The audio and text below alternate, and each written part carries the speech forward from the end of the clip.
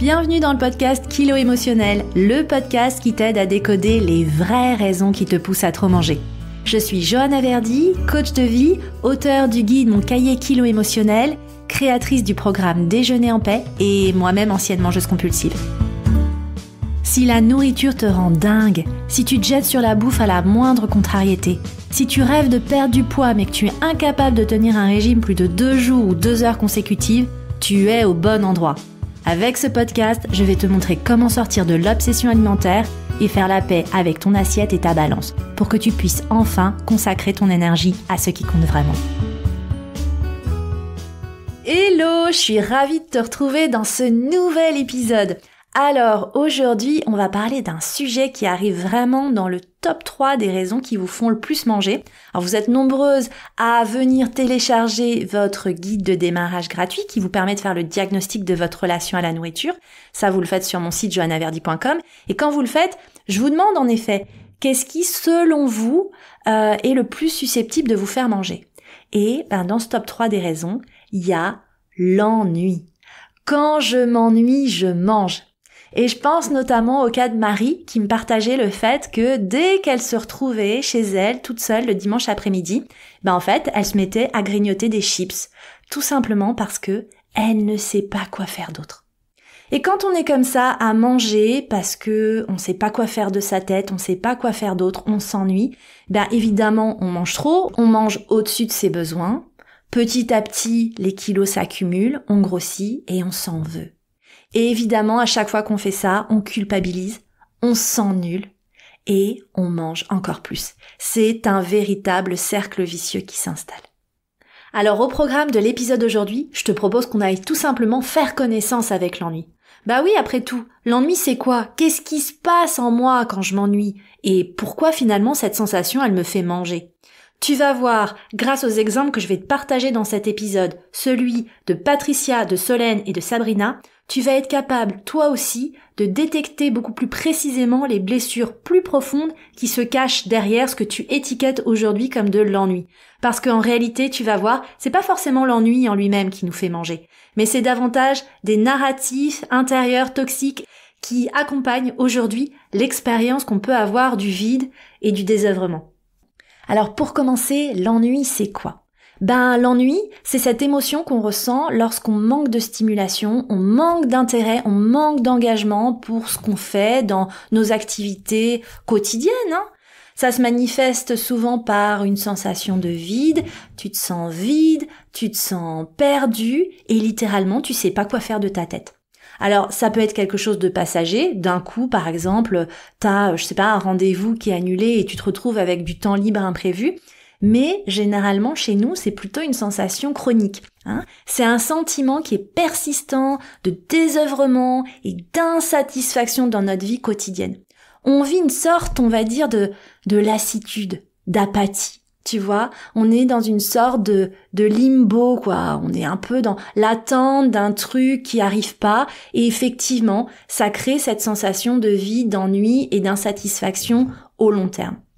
Alors j'insiste sur une chose, c'est que on peut s'ennuyer aussi alors qu'on est en train de faire quelque chose.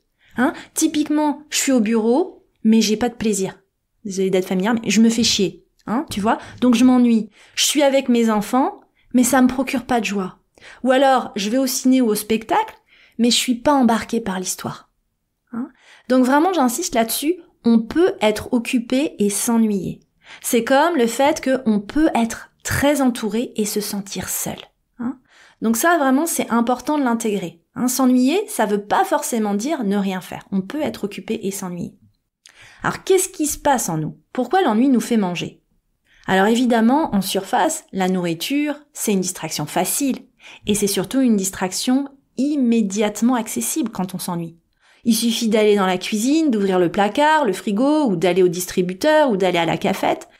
Et finalement, ça remplit le temps. Manger, c'est vraiment une stimulation sensorielle. Quand je mange, il y a tous mes sens qui sont en éveil. Ma vision, l'olfaction, le goût, il y a tout qui s'anime. Et puis au fond, manger, c'est utile. Oui, il y a un but, quelque chose à faire. Au fond, c'est toujours utile de boire et de manger.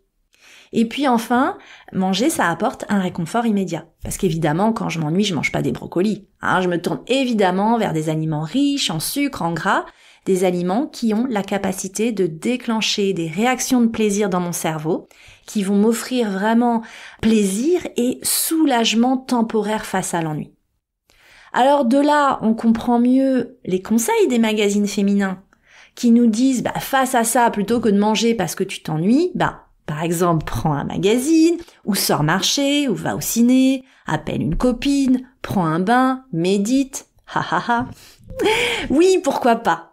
Mais le problème de tout ça, c'est qu'en fait, il faut d'abord que ça vienne répondre aux besoins. Il faut que ça vienne nourrir la faim profonde qui est finalement révélée par l'ennui. C'est pas juste un pansement que tu vas mettre sur une jambe de bois.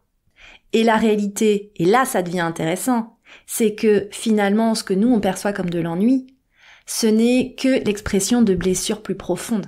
En réalité, si tu écoutes ce podcast, et si tu écoutes cet épisode aujourd'hui, il y a de très grandes chances que tu aies globalement un problème avec l'oisiveté. Ouais. Tu ne sais pas ne rien faire. T'es toujours dans le faire. C'est do, fais, go. T'es ce qu'on appelle en anglais un overachiever. Et d'ailleurs, les mangeuses émotionnelles partagent vraiment ce trait commun de personnalité d'être généralement des femmes intelligentes, pour ne pas dire plus intelligentes que la moyenne, avec beaucoup de potentiel et une très grande capacité de travail. T'as 1000 choses en tête et à chaque fois, ta to-do list, elle est vraiment, ta to-do list mentale, j'insiste là-dessus, elle est tournée vers l'action et la résolution de problèmes. Et pourquoi t'en es là? T'en es là parce que depuis toute petite, t'es là pour les autres. Tu règles les problèmes des autres. Tu les aides, tu les écoutes, tu les soutiens, tu leur apportes une solution, tu les conseilles, tu leur remontes le moral. Et d'ailleurs, ton entourage te dit peut-être, toi aussi, que t'es solaire, t'es un rayon de soleil pour les autres. Mais quand tu te retrouves seul face à toi-même, finalement, est-ce que cette lumière, elle existe toujours? Qu'est-ce qui se passe quand tu te retrouves dans ce vide, dans ce trou? Pour moi, ça se manifestait vraiment comme un trou noir au milieu de la poitrine. Mais finalement, c'est une invitation à te dire, mais comment ça va toi? De quoi t'as envie toi? Qu'est-ce qui te ferait plaisir à toi? Et ça, en fait, on sait pas. Se poser ces questions, personne ne nous les a jamais posées.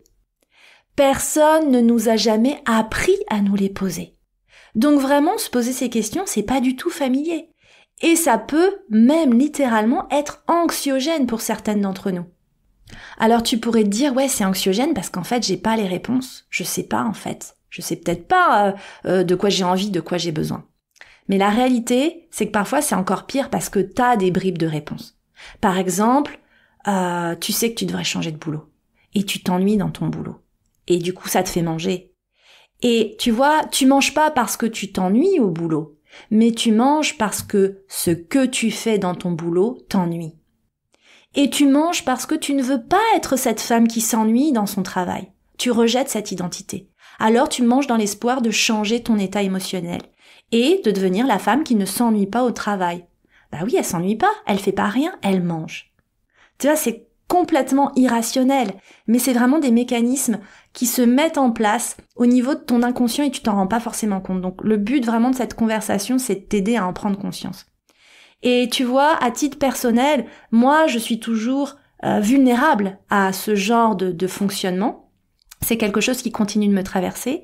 Et tu vois, j'enregistre cet épisode au lendemain du lundi de Pentecôte. Et donc hier c'était le lundi de Pentecôte et je me suis ennuyée. Il pleuvait. J'avais rien de prévu, j'avais mon fils de 5 ans à la maison, j'étais toute seule avec lui. Et en fait, je dis que j'avais rien de prévu, mais c'est pas vrai. J'avais prévu d'écrire des épisodes de podcast, mais j'y suis pas arrivée. Parce que j'ai eu un petit moulin dans ma tête qui me disait « Ah non, mais c'est pas juste de travailler alors que tout le monde se repose. Moi, je veux profiter de mon fils, je veux profiter de ce jour férié. Mais si je prends du retard, je vais le payer plus tard. Je vais devoir travailler le week-end prochain. » Bref, j'ai mis un terme à cette conversation intérieure en me disant « Ok, je renonce à travailler aujourd'hui. » Et je suis descendue et j'ai dit à mon fils « On va regarder un grand Disney ensemble. » Voilà. Mais je regardais ce film et je m'ennuyais. parce que j'avais pas envie d'être là. Et du coup, j'ai été remplir un petit bol de Frosties qu'on a grignoté. Et tu vois, j'ai pas grignoté en vrai parce que je m'ennuyais devant ce film. J'ai grignoté pour soulager mon conflit intérieur entre la femme qui veut accomplir, travailler dur, qui a plein de choses à faire, et celle qui souhaite apprendre à lâcher prise et à profiter des moments et à profiter de son fils. Et j'étais, tout le long du processus, parfaitement consciente de ce qui se passait en moi et de ce que je faisais. Et c'est ça qui fait aujourd'hui pour moi toute la différence. Je ne subis plus. J'observe et je choisis certains comportements. Alors ça m'a pas empêché de grignoter des Frosties. Les Frosties m'ont fait du bien sur le moment, mais au moins ça m'a enlevé une souffrance supplémentaire, celle de me juger. J'ai juste observé mon conflit intérieur, je l'ai validé, je l'ai accepté. Et puis après les céréales, je me suis pas flagellée. La conséquence de cette prise alimentaire, dont j'avais pas forcément besoin, c'est que au dîner le soir, j'avais pas très faim. Alors j'ai dîné vraiment léger, je me suis couchée tôt, et tu vois, aujourd'hui, ça va mieux. Je me suis pas laissée embarquer dans la situation toxique qui dure et qui perdure. Donc tu vois, ce que je veux instiller en toi, c'est qu'en réalité, c'est pas forcément l'ennui et le désœuvrement qui te fait manger, mais c'est le narratif qui va avec le vide. Qui je suis quand je ne fais rien de productif? Qui je suis quand je regarde un Disney avec mon fils plutôt que de travailler sur mon business? Ou qui je suis quand je me retrouve dans une maison vide ou une pièce silencieuse? Est-ce que ça me renvoie à des vieilles blessures, à des traumas, à des non-dits, à des manques? Et c'est vraiment là que le travail commence. Et pour t'aider à identifier les manques qui finalement se traduisent chez toi par de l'ennui et donc par des prises alimentaires, j'ai identifié 4 pistes à aller explorer. La première piste, c'est peut-être que dans ta vie, t'as vécu / mal vécu l'attente. Parce que finalement, l'ennui, c'est quoi? C'est aussi l'attente, dont on ne sait pas la durée. On attend qu'un truc arrive, on attend qu'un truc commence, et on ne sait pas la durée, et en attendant, on s'ennuie. Et finalement, ça renvoie aussi à l'attente peut-être de quelqu'un, à une forme de dépendance affective. Parce que finalement, quand je suis dans cette attente, qui je suis? Est-ce que je suis entière ou est-ce que j'ai besoin de la présence de l'autre, de l'interaction de l'autre pour exister? Et pour mieux comprendre ça, je voudrais te parler de Patricia. Patricia, ses parents, ils étaient commerçants. Elle, c'était l'aînée. Et le soir, elle préparait tout. Elle avait un petit frère, donc elle rentrait de l'école avec son petit frère, il faisait le goûter, puis le dîner. Elle rangeait la maison. Et elle passait ensuite des longues heures à attendre ses parents le soir. Et en attendant, qu'est-ce qu'elle faisait? Elle grignotait. Mais au fond d'elle, elle se disait que ses parents aimaient plus leur travail que leur petite fille. Et elle faisait tout parfaitement pour attirer leurs compliments, les félicitations, l'amour. En réalité, ce que Patricia attendait désespérément, c'était de l'amour et de la connexion avec ces personnes qui étaient les plus importantes pour elle dans sa vie. Aujourd'hui, Patricia, elle a 52 ans, elle est divorcée, elle a passé des années à se concentrer sur ses enfants, mais maintenant ils sont grands, ils n'ont plus besoin d'elle. Et Patricia, aujourd'hui, elle aimerait rencontrer quelqu'un. Mais le soir, quand elle est seule, elle mange. Elle revit l'attente. Mais cette fois-ci, c'est plus ses parents qu'elle attend, mais le prince charmant. Et elle se demande de nouveau si elle est assez bien, si un homme pourra l'aimer, si elle est assez bien pour être désirée et être aimée. Mais elle ne veut pas être cette femme dépendante, cette femme qui attend. Elle l'a été pendant tellement d'années. Alors, elle se dit parfois qu'elle est mieux seule. Et elle mange pour étouffer ses rêves de couple. Parfois, cette attente peut même se transformer en véritable blessure d'abandon. Ça a été le cas pour Solène. Les parents de Solène ont divorcé alors qu'elle était toute petite, elle avait 3 ou 4 ans. Et à chaque fois, son père lui promettait monts et merveilles. Il promettait de l'emmener au parc d'attractions ou au cinéma ou faire des belles sorties. Mais certains week-ends, il ne venait tout simplement pas la chercher. Et elle a passé de longues heures à l'attendre. Elle a vraiment vécu ça comme de l'abandon. Alors aujourd'hui, Solène, elle vit en couple, elle est heureuse dans son couple, elle a 34 ans. Et pourtant, elle a beaucoup de mal à gérer les déplacements de son conjoint. Dès qu'il part, il y a vraiment une partie d'elle qui ne sait pas s'il reviendra, ou quand il reviendra, ou combien de temps elle va devoir attendre. Et ça la fait manger. Donc tu vois, on a tendance à poser l'étiquette de l'ennui, mais en réalité, c'est autre chose qui se joue. Et pour Solène, c'est vraiment cette blessure d'abandon qu'elle a vécue quand elle était toute petite. Mais l'ennui, ça peut être aussi le symptôme d'autre chose. Ça peut être par exemple le symptôme d'une hyperactivité, moi c'est mon cas. D'ailleurs c'est intéressant quand tu as l'impression de manger beaucoup par ennui, d'aller explorer la facette opposée. Finalement, l'ennui c'est l'opposé extrême de l'hyperactivité. Donc moi dans mon cas, quand je mange parce que je m'ennuie, c'est en réalité parce que chez moi, j'ai une facette hyperactive. Et cette facette hyperactive, elle est liée à quoi? Elle est liée à ma terrible peur du manque qui me poursuit.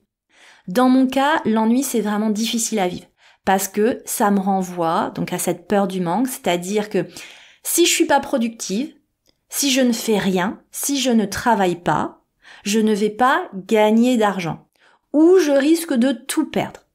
Si on résume, c'est un petit peu comme si ma vie était une embarcation et que pour la maintenir à flot, je devais toujours ramer et généralement ramer à contre-courant. Et si je rame pas, en gros, j'ai peur que l'embarcation, tout simplement, elle coule et que je me noie. Donc tu vois, finalement, l'ennui qui me fait manger, c'est pas l'ennui. C'est ma peur du manque qui s'exprime dans l'ennui, qui se réveille dans l'ennui. Et puis, enfin, quelque chose qui revient souvent aussi, c'est que l'ennui peut te renvoyer à la perception de ta valeur. Souvent, le narratif qui se met en place, c'est « si je ne fais rien, je ne sers à rien ». Si je ne fais rien, je n'ai pas de valeur. Parce que ma valeur passe par mes réalisations, mes accomplissements, mon travail, mon statut social, etc. Et c'est exactement le cas de Sabrina. Elle a 42 ans et elle a 3 enfants de 12, 10 et 4 ans.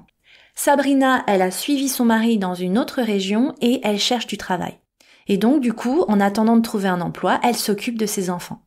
Donc, son quotidien, c'est de se lever tôt, préparer les petits déjeuners, habiller et déposer tout le monde à l'école, puis ensuite rentrer faire le ménage, faire tourner les lessives. Puis, elle a des longues heures où elle mange. Ensuite, elle les récupère, elle prend le goûter avec eux, elle passe à table le soir alors que finalement, elle a plus vraiment faim, mais elle mange pour partager le repas, le moment avec la famille. Du coup, comme elle a déjà trop mangé avant de passer à table, elle dépasse sa satiété, elle mange trop, et voilà, c'est vraiment un cercle vicieux qui s'installe. La réalité pour Sabrina, c'est que depuis toute petite, sa mère lui faisait des remarques dévalorisantes. Et elle avait surtout tendance à la comparer systématiquement à sa sœur. En plus, Sabrina, la vie a fait qu'elle n'était pas très douée à l'école. Donc, aux remarques dévalorisantes de sa mère sont venues s'ajouter les remarques blessantes de ses professeurs. Aujourd'hui, Sabrina, elle a 42 ans, mais elle est totalement dans cette prophétie autoréalisatrice. Elle n'est personne, elle ne sert à rien et elle ne trouve pas de travail. Et tu vois, si elle mange aujourd'hui, c'est pas juste parce qu'elle a, entre guillemets, rien à faire. C'est parce qu'elle ne veut pas être cette personne. Elle ne veut plus entendre ses voix dans sa tête. Alors, elle mange pour se soulager, pour anesthésier, pour ne plus penser et aussi pour s'apporter du plaisir. Un plaisir qui est absent de ses journées. Donc si ces exemples te parlent, je t'invite vraiment à écouter ou à réécouter l'épisode 14 du podcast qui est consacré aux 7 blessures de l'enfance que tu continues d'anesthésier avec la nourriture, parce que ça peut vraiment t'aider à avoir une lecture plus fine de ce que tu vis et de ce que tu ressens. Donc tu vois, la conclusion de cet épisode, c'est que finalement ton comportement alimentaire quand t'as l'impression de t'ennuyer, c'est simplement une invitation à aller explorer ce qui se cache vraiment derrière ton ennui. Peut-être que tu sais juste pas prendre soin de toi parce qu'on t'a jamais appris, tu donnes tout aux autres et t'es perdu quand tu n'as entre guillemets rien à faire. Peut-être que 2, t'as vécu un trauma où tu devais attendre le retour de personnes qui étaient importantes pour toi et aujourd'hui le vide, le silence, ça te renvoie à ce vécu. Peut-être que 3, t'as l'impression que tu n'existes que dans l'action, que tu souffres toi aussi de la peur du manque, de tomber si tu pédales pas en permanence, donc tu sais pas te détendre et profiter. Ou peut-être que 4, t'as des narratifs qui se sont mis en place très jeunes, qui sont liés à ta valeur, au sens de ta vie et de ton existence. Donc, quelle que soit la réponse, c'est vraiment là-dessus que tu dois travailler. Tu dois apprendre à accueillir ces parties de toi blessées qui ont simplement besoin d'être entendues. Et clairement, te mettre au régime, te restreindre, te flageller ou te punir, ça ne sert à rien. J'espère vraiment que cet épisode t'aura aidé à mieux comprendre pourquoi tu manges quand tu t'ennuies. Et encore une fois, je ne peux qu'insister sur les guillemets autour du mot ennui, pour ne pas te flageller inutilement, pour vraiment identifier tes faims profondes et allez les nourrir pour de vrai. Et vraiment, tu vas voir, généralement, ça passe pas par la bouffe. Si tu as aimé cet épisode, si tu aimes le podcast, continue de le soutenir avec des étoiles, des commentaires sur ta plateforme d'écoute préférée. C'est ce qui permet de mettre l'émission en face des oreilles de celles et ceux qui en ont besoin. Et moi, je te retrouve la semaine prochaine avec un sujet qui va être vraiment de saison, puisque nous rentrerons dans le mois de juin, et le mois de juin est connu pour le démarrage de la saison des mariages. Les mariages, les événements, pourquoi est-ce que toutes ces grandes réunions et toutes ces festivités ont tendance à nous stresser et à nous faire manger? Ce sera le sujet du prochain épisode. Je te remercie pour ta présence et je te donne rendez-vous au prochain épisode.